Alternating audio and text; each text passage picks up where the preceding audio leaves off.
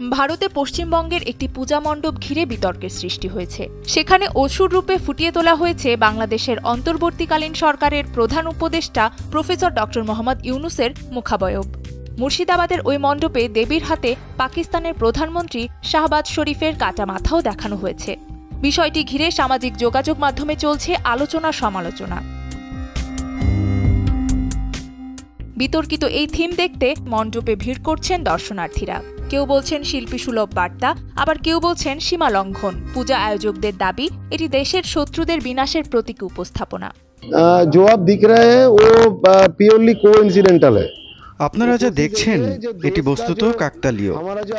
আমাদের চেষ্টা ছিল দেশের অখণ্ডতা ও একতা রক্ষায় নারী শক্তির যে অবদান রয়েছে তা প্রকাশ করা। नारी शक्ति का जो प्रकाश है वही हम दिखाने की कोशिश कर रहे हैं।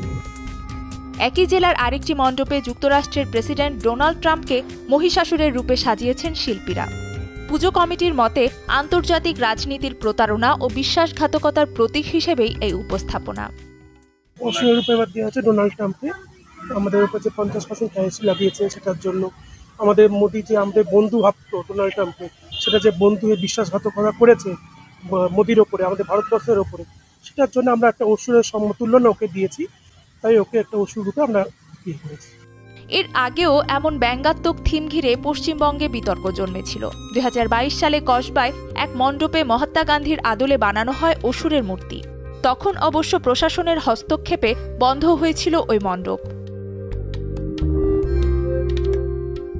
তবে ধর্মীয় আচার অনুষ্ঠানে প্রতিবেশী রাষ্ট্রপ্রধানদের মুখাবয়ব ব্যবহারকে অনেকেই দেখছেন কূটনৈতিক শিষ্টাচার বহির্ভূত কাজ হিসেবে। বাংলাদেশ দূতাবাস জানিয়েছে বিষয়টি তাদের অজানা। ভারতের পশ্চিমবঙ্গের রাজ্য প্রশাসন থেকেও এ বিষয়ে এখনো কোনো মন্তব্য পাওয়া যায়নি। নুসরাত আহমেদ উর্নিশা, যমুনা নিউজ।